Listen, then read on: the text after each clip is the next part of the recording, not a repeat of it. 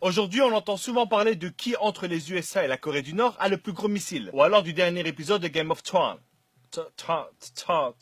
Mais il se passe un truc bien plus important dans le monde, vous l'aurez compris, aujourd'hui on va parler du Congo. Et donc quand je parlerai de Congo, je parle évidemment de la République démocratique du Congo. Le Congo est le deuxième pays le plus riche au monde, et je te jure ce n'est pas une blague, mais malheureusement vu que les Congolais ne bénéficient pas de leurs propres ressources, du coup c'est le deuxième pays le plus pauvre du monde. Aujourd'hui ce qui se passe au Congo c'est complètement la folie. C'est scandaleux mais t'es pas prêt. Je dis aujourd'hui mais ça fait quand même un bon moment que ça dure. Tout ça, ça a commencé avec l'ancien roi de Belgique a.k.a. Léopold II, et la conférence de Berlin. Et le concept de cette conférence est tellement dingue que j'ai été vérifié pratiquement 100 fois pour être sûr que c'est pas un fake ou une légende. C'était une conférence où il y avait une énorme carte de l'Afrique, plein de pays occidentaux, tu sais, des mecs avec des grandes moustaches, et chacun choisissait une partie de l'Afrique. Chacun prenait ce qu'il voulait de ce continent dans le plus grand des calmes airs. Et évidemment, sans demander quoi que ce soit aux Africains. Et à ce moment-là, t'as Léopold II qui dit, bon, personne veut le Congo, c'est bon, je le prends. Je sais pas si tu te rends compte, mais à lui tout seul, il a décidé de prendre tout le Congo. Et là, t'es en train de te dire, ah, je comprends. Et donc, le Congo appartenait à la Belgique à ce moment-là. Non! Il était roi des Belges, mais ça n'appartenait pas à la Belgique. Ça appartenait à Léopold lui-même. D'un côté, il avait son boulot de fonctionnaire de roi, et de l'autre, il avait sa petite épicerie de 2 millions de kilomètres carrés. Et c'est exactement à partir de ce moment-là que tout est parti en vrille au Congo. Il a commencé par mettre des entreprises pour prélever le caoutchouc, mais quand il avait besoin de terre qui malheureusement appartenait à d'autres êtres humains, les négociations, elles étaient super simples. Je te donne 3 vélos, une casserole et tu me donnes ta terre. Et évidemment, si la personne d'en face refusait, c'était encore plus simple. Tu me donnes ta terre ou je te prends la vie. Et avec ses explorations, ses exportations, cette envie de richesse, il a à lui seul décimé pratiquement 15 millions de personnes. Ce qui représentait à l'époque quand même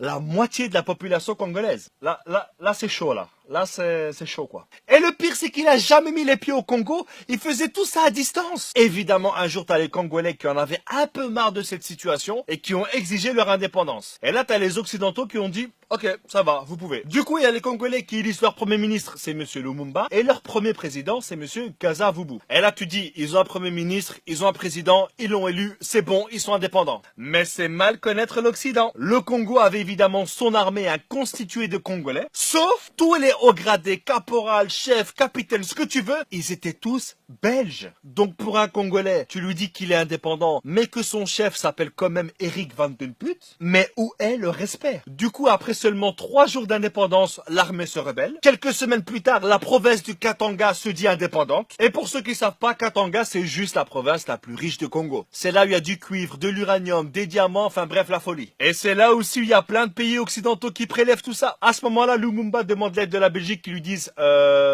non. Mais en même temps, les rebelles qui voulaient que Katanga soit indépendante, eux, ils étaient soutenus par la Belgique. Et on se demande bien pourquoi, mais évidemment ceci ça ne nous regarde pas. Donc en gros, leur indépendance, elle a duré max 48 heures. Lumumba, qui n'était pas trop d'accord sur ce qui se passe au Congo, a demandé à la Belgique et à d'autres pays d'arrêter de voler leurs richesses. Et devinez quoi? Il a été tué. Mais ça, on commence à avoir l'habitude. Et l'officier qui a fait ça, il a gardé les dents de Lumumba dans son jardin, histoire de garder des preuves pour dire c'est moi qui l'ai fait. Ensuite, il y a eu Mobutu, et ensuite, il y a Kabila Père, qui, entre parenthèses, lui aussi s'est fait tuer dans des circonstances.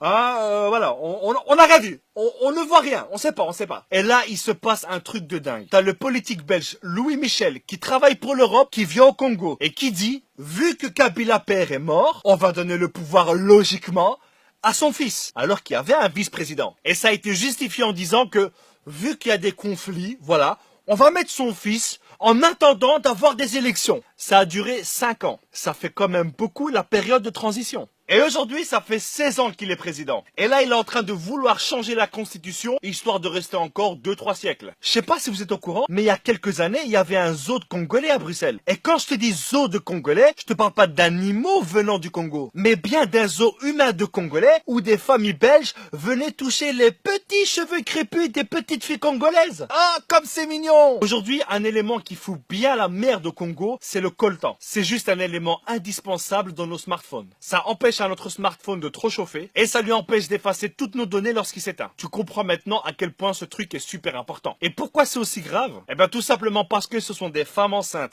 des enfants, des hommes qui sont payés 2 € par jour pour extraire ce précieux minerai. Et il y a des millions de personnes qui meurent à cause de ça. Et tous les fabricants de smartphones, d'ordinateurs, de tablettes utilisent le coltan congolais. Et ce coltan qui pourrait faire vivre tout le Congo est sorti illégalement vers le Rwanda qui le réenterre pour qu'ils puissent dire on est les premiers producteurs de coltan au monde.